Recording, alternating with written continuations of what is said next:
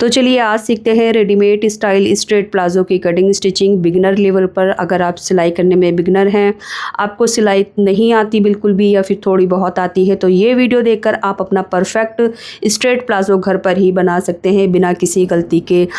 तो यहाँ पर मेरे पास रियॉन फैब्रिक है। प्रिंटेड फैब्रिक से मैं टॉप बनाऊंगी और प्लेन फैब्रिक से हम अपना प्लाज़ो बनाएंगे। प्लाज़ो बनाने के लिए 2 से 2.5 मीटर फैब्रिक लगता है लेंथ और विड्थ के अकॉर्डिंग। तो किनारी वाली साइड से हमने फैब्रिक को फोल्ड कर रखा है, यानी ये कपड़े को हमने डबल फोल्ड किया। उसके बाद हम 4 फोल्ड करेंगे। 4 फोल्ड करने के लिए हम अपना हिप राउंड लेंगे। जितना भी हमारा हिप राउंड है उसको हमने 4 से डिवाइड करना है, यानी 4 पार्ट करना है, और उसमें हम 5 या फिर 6 इंच प्लस कर लेंगे। उसी के हिसाब से हमने यहाँ पर फैब्रिक फोल्ड करना है। सपोज़ हमारा जो हिप राउंड है वो 40 इंच है, तो 40 को हम 4 से डिवाइड करेंगे तो उसमें हमें मिलेगा 10 इंच। अब 10 इंच में हम 5 या फिर 6 इंच प्लस कर लेंगे तो क्या मिलेगा हमें 15 या फिर 16। तो 15 या 16 इंच पर हमने इस तरह से कपड़े को 4 फोल्ड करना है। ये आप अपने हिप के साइज़ के हिसाब से ही फोल्ड करेंगे, इसमें कोई भी गलती नहीं है। आप अपना हिप राउंड लीजिए, जो भी आएगा उसको 4 से डिवाइड कीजिए, उसमें 5 या 6 इंच प्लस कीजिए और 4 फोल्ड कर लीजिए, ठीक है। अब यहाँ पर हमने सबसे पहले मार्क करना है अपना हिप का 4 पार्ट प्लस 3 इंच। तो ये जो प्लाज़ो है ये लूज़ स्टाइल है, यानी स्ट्रेट है, सीधा है, तो इसमें हमने कोई भी ज़्यादा फिटिंग नहीं रखनी, थोड़ी सी लूजिंग रहेगी। और 3 इंच प्लस किया हमने और इसको हमने मार्क कर लिया। उसके बाद आप इसमें थोड़ा और अगर लूजिंग चाहें तो डाल सकती हैं, या फिर अगर आप इसको कम करना चाहें तो आधा से 1 इंच कम कर सकती हैं। अब ऊपर से हम नेफे का मार्क कर लेंगे 2 से 2.25 इंच, जिसमें हम अपनी इलास्टिक डालेंगे, यानी जो नेफा रहेगा तो ये मार्क हम 2 से 2.5 इंच पर कर लेंगे। डिपेंड करता है आपकी इलास्टिक कितनी चौड़ी है।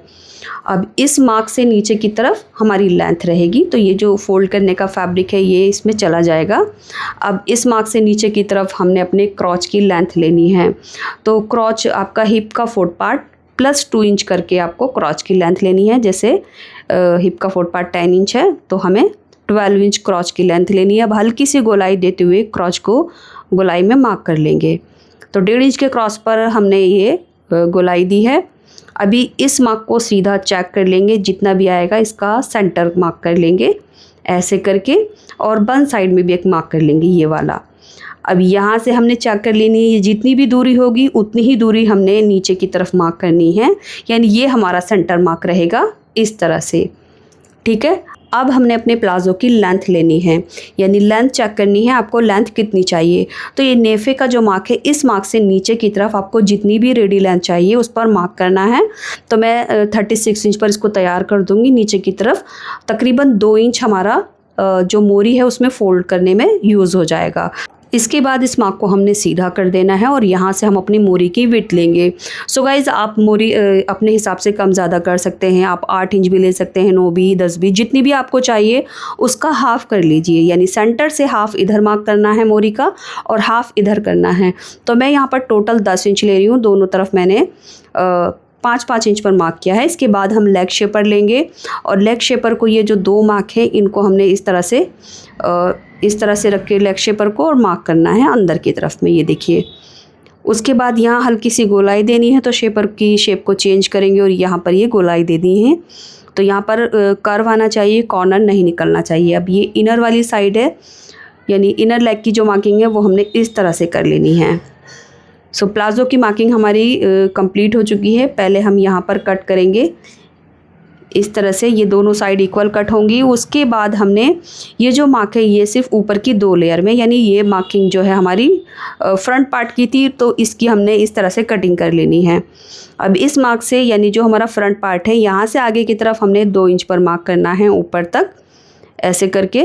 और यहाँ भी आप चाहें तो लेग शेपर की हेल्प से इसको मिला सकते हैं या फिर फ्री हैंड से डॉट डॉट करके मिला सकते हैं। सेम इसी तरह से ऊपर की तरफ भी हमने 2 इंच आगे की तरफ मार्क करना है और गोलाई दे देनी है। ये देखिए ये हमारा बैक पार्ट रहेगा जो हमने मार्क कर दिया है ऐसे करके। उसके बाद अब हमने इसकी भी कटिंग कर लेनी है। सो गाइज़, उम्मीद करूँगी यहाँ तक एक एक चीज़ आपको क्लियरली समझ आ गई होगी, क्योंकि मैंने बहुत ही इजी तरीके से आपको समझाने की कोशिश की है। अब देखिए, जो फ्रंट वाला पार्ट है यहाँ से हमने 1.5 इंच डाउन मार्क करना है और इस मार्क को पीछे की तरफ तिरछा करके मिला देना है। क्योंकि ये हमारा फ्रंट पार्ट है तो इसकी जो क्रॉच की लेंथ है वो कम रहेगी, तो फ्रंट के क्रॉच की जो लेंथ है वो हम ऊपर से माइनस कर रहे हैं। तो इस तरह से हमने ये कटिंग कर दी है। अब ऊपर की तरफ से जो फोल्ड साइड है यहाँ से भी कट करके 2 में डिवाइड कर लेंगे। तो बेसिकली ये ऊपर वाली जो लेयर है वो हमारी फ्रंट की लेयर रहेगी और नीचे की बैक साइड की। अब यहाँ पर बात करते हैं जिनकी लेंथ ज़्यादा है तो उनको क्या करना है, क्योंकि 2 मीटर में कम भी पड़ सकता है लेंथ के हिसाब से। तो नेफ़ा आप अलग से लगा लीजिए, यानी 2 से 2.5 इंच नेफ़े के लिए इसमें ऐड करने की ज़रूरत नहीं है। साइड से जो फैब्रिक बचेगा आप नेफ़ा अलग से लगा सकते हैं। अब सिंपली दोनों का यानी फ्रंट और बैक का हमने इसका क्रॉच स्टिच कर देना है, आधा इंच का दबाव लेकर इस तरह से। ये देखिए, क्रॉच हमने स्टिच कर दिया है दोनों का।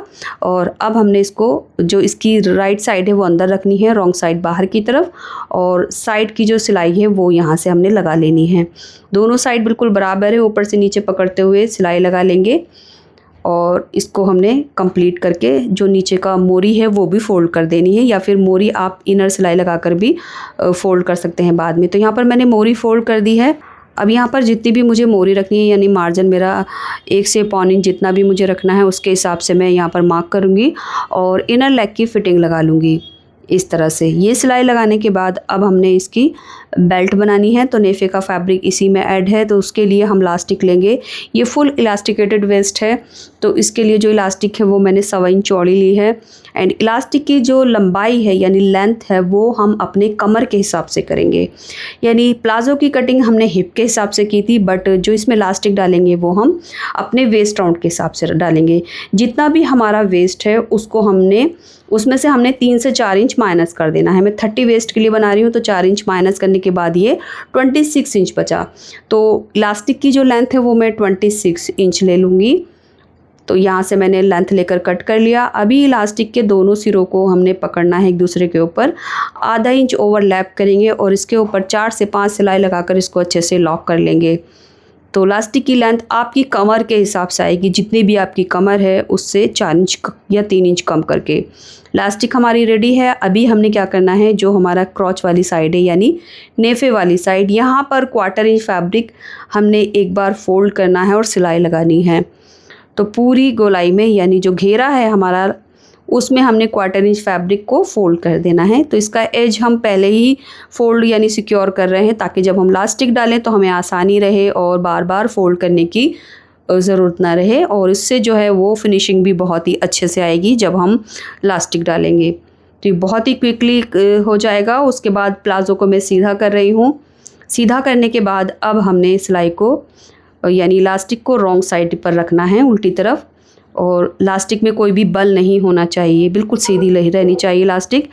अब देखिए, जो इलास्टिक है वो ऊपर फैब्रिक से 1 से 2 पॉइंट नीचे होनी चाहिए, यानी जो सिलाई लगाएंगे वो हम फैब्रिक के ऊपर लगाएंगे, इलास्टिक के ऊपर नहीं लगनी चाहिए। तो इलास्टिक से 1 से 2 पॉइंट आगे की तरफ फैब्रिक निकालेंगे और फोल्ड करके किनारे किनारे पर सिलाई लगाएंगे। बस यहाँ पर एक चीज़ का ध्यान रखना है, जब हम ये सिलाई लगा रहे हैं इलास्टिक फोल्ड करते हुए, तब हमारी जो सिलाई है सिर्फ फैब्रिक के ऊपर हो, ना कि इलास्टिक के ऊपर हो।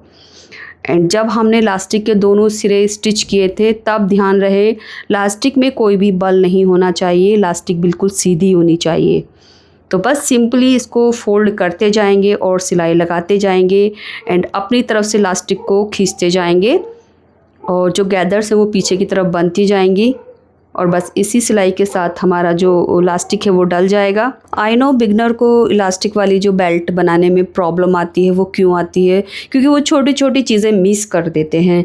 तो यहाँ पर मैं आपको स्टेप बाय स्टेप दिखा रही हूँ। ये चीज़ मैंने आपको बहुत ही डिटेल में बता दी है कि आपको किस तरह से करना है। इससे आपकी जो फिनिशिंग है वो बहुत ही अच्छे से आएगी और बिल्कुल प्रोफेशनली आपकी जो बेल्ट है वो तैयार होगी। तो ये देख सकते हैं, इस तरह से खींचते हुए आगे का जो पार्ट है वो कंप्लीट कर देना है। और जो नेफा है यानी ऊपर वाला फैब्रिक है उसको अपनी तरफ खींचना नहीं है, उसको ऊपर से थोड़ा सा लूज़ रखना है, क्योंकि फ्रंट पार्ट में हमने 1.5 इंच के क्रॉस को डाउन किया करके कटिंग की थी। अगर आप ऊपर को खींचेंगे तो ये छोटा बड़ा हो जाएगा, बहुत ज़्यादा झोल आएगा, इस तरह से सीधा नेफा नहीं बनेगा। तो ऊपर वाले पार्ट को आप थोड़ा सा लूज़ करके रखें और इस सिलाई को कंप्लीट कर दें। सिलाई कंप्लीट करने के बाद क्या करना है, इसको हमने इस तरह से खींचना है ताकि जो गैदर्स हैं वो इक्वली हों, यानी नेफे में जितनी भी गैदर्स बन रही हैं वो बराबर आएंगी अगर आप इस तरह से खींचोगे। खींचने के बाद अब हमने इलास्टिक के बीच में सिलाई रखनी है। सिलाई की चाल हम 4 से 5 पर कर लेंगे, यानी बड़ी चाल पर हमने ये सिलाई करनी है। उसके बाद बराबर बराबर पकड़ते हुए खींचना है और सेंटर में हमने सिलाई लगानी है। ये सिलाई लगाने से जो रीज़न है वो ये है कि नेफे के अंदर इलास्टिक फोल्ड नहीं रहेगी और जो बेल्ट है वो हमारी बिल्कुल स्ट्रेट रहेगी। तो इस तरह से हमने बीचों बीच सिलाई लगाकर इस नेफे को कंप्लीट कर देना है। ये देख सकते हैं आप यहाँ कर ये कंप्लीट हो गया है और फिनिशिंग आप देख सकते हैं। अगर आप वीडियो को ध्यान से देखकर फॉलो करेंगे तो बिल्कुल इसी तरह से आपकी भी फिनिशिंग आएगी। तो ये बेल्ट हमारी तैयार हो गई है। अब हमने इसके ऊपर अच्छे से आयरन कर लेनी है। आयरन आप अपने हिसाब से कर सकते हैं, यानी इस तरह से रखकर भी आप इसको आयरन कर सकते हैं या फिर इसकी सेंटर क्रीज बनाकर भी आयरन कर सकते हैं।